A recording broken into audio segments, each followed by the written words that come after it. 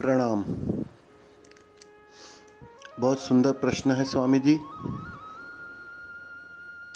धन के संबंध में, धन की उपयोगिता के संबंध में।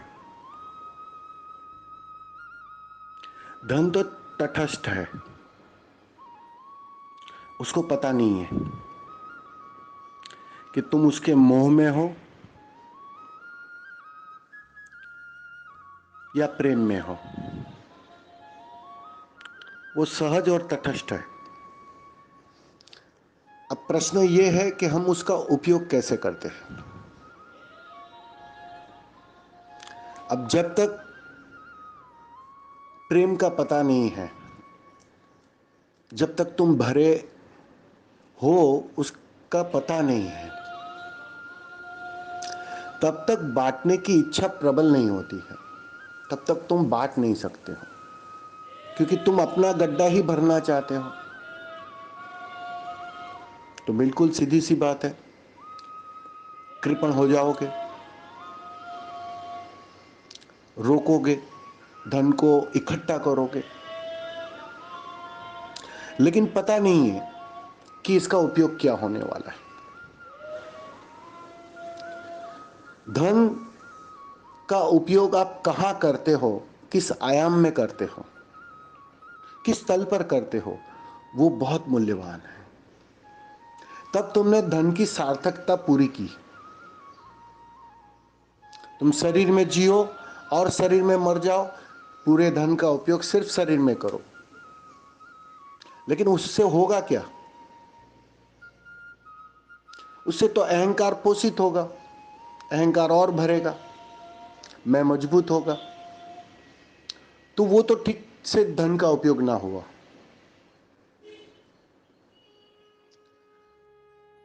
जैसे जैसे प्रेम घटित होने लगेगा, ध्यान की गहराई आने लगेगी, ध्यान परिणाम लाने लगेगा, वैसे वैसे ये कृपणता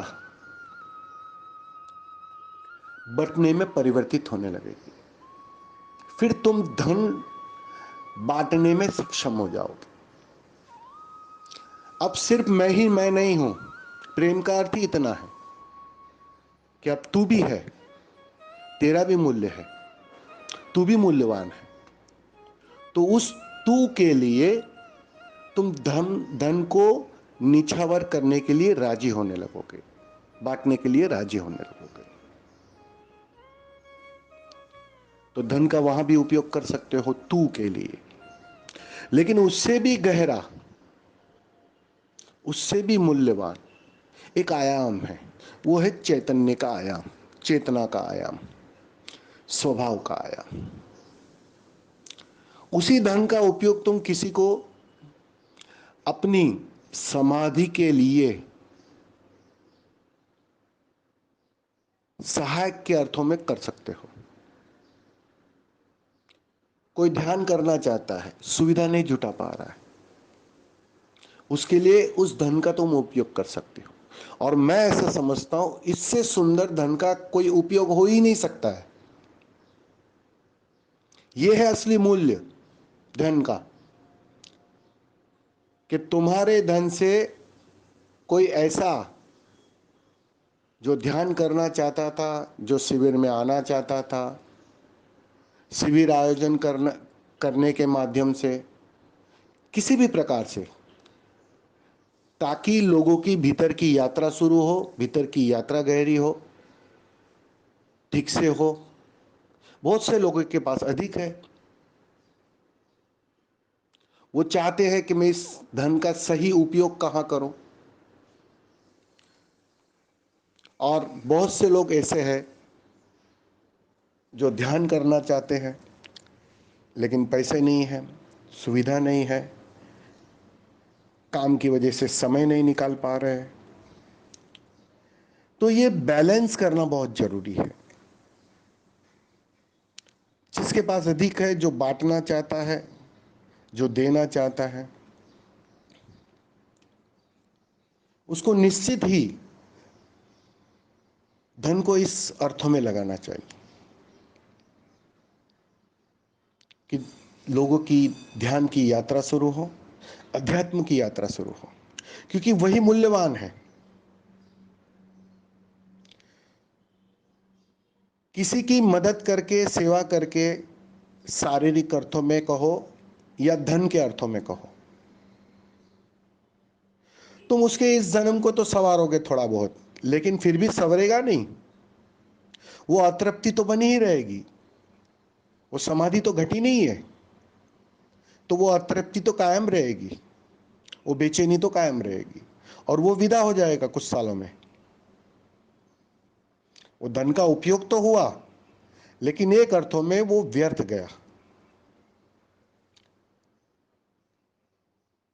और अगर तुम अध्यात्म के अर्थों में, समाधि के अर्थों में उस धन का उपयोग करो, किसी को सहायता दो, किसी की मदद करो, एक शिविर आयोजन करवा लो।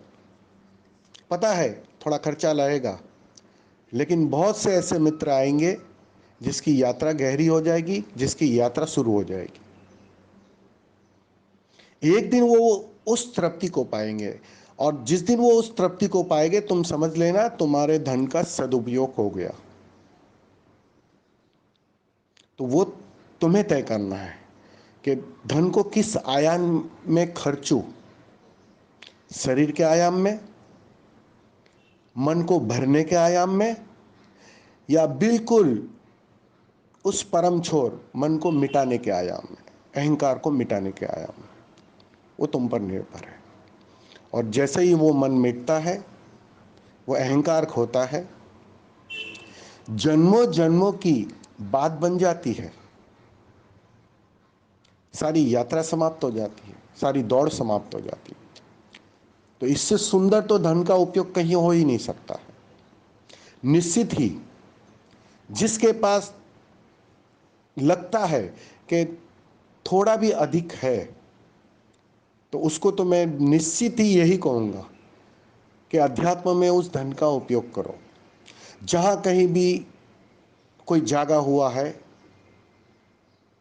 कोई फूल खिला हुआ है, उसकी आयोजन में वो बांट ही रहा है, वो ऊर्जा के तल पर बांट रहा है। और उसमें अगर तुम्हारा धन सहयोगी हो जाए, सहभागी हो जाए, तो कहते हैं ना, सोने पे सुगंध,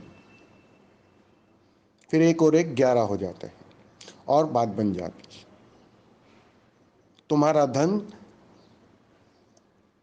और उसकी ऊर्जा दोनों मिलके समाज में, अध्यात्म में एक गहरी क्रांति लाते हैं, एक गहरी बदलाहट लाते हैं। तो इससे सुंदर तो धन का उपयोग कहीं हो ही नहीं सकता। सेवा नहीं करोगे चलेगा, तुम्हारी बिना सेवा के भी वो जिएगा और मरेगा। लेकिन जब तुम अध्यात्म के अर्थों में किसी की मदद करोगे, सहायता पहुंचाओगे, उसकी अंतर यात्रा के लिए सहायता करोगे, धन का उपयोग करोगे, इससे सुंदर कोई सेवा नहीं हो सकती, इससे सुंदर कोई बात नहीं हो सकती है। क्योंकि आज नहीं तो कल उसका भी फूल खिलेगा, और तुम उसके निमित्त बन गए। तो बहुत ही स्पष्ट बात है कि धन है तो उसका उपयोग अध्यात्म की यात्रा सुलभ हो जाए, सुगम हो जाए, उसके लिए करिए। बहुत से ऐसे साधक हैं जिनको थोड़ी सहायता की जरूरत है, तो उस सारे धन को उसमें लगा दो। और मैं तुम्हें कहता हूं, तुम्हारे धन का इससे सुंदर उपयोग कोई हो ही नहीं सकता है, हो ही नहीं सकता है। हाँ, तुम्हारी तख्ती नहीं लगेगी, तुम्हारा नाम नहीं आएगा, लेकिन नाम लिखवा कर करोगे क्या? अहंकारी मजबूत करोगे। लेकिन तुम्हारे पैसे से कोई ध्यान को उपलब्ध हो जाएगा, कोई समाधि को उपलब्ध हो जाएगा, तुम उसको तो मिलेगा, मिलेगा, तुमको उससे अधिक मिलेगा।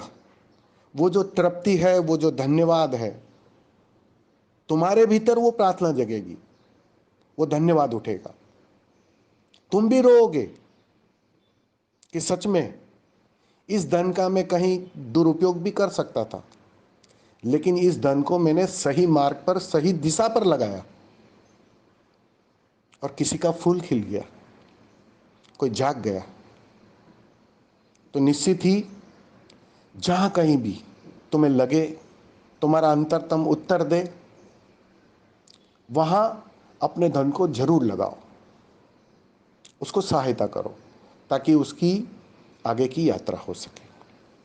यही उपयोग हो सकता है, यही इसकी सार्थकता है। धन्यवाद।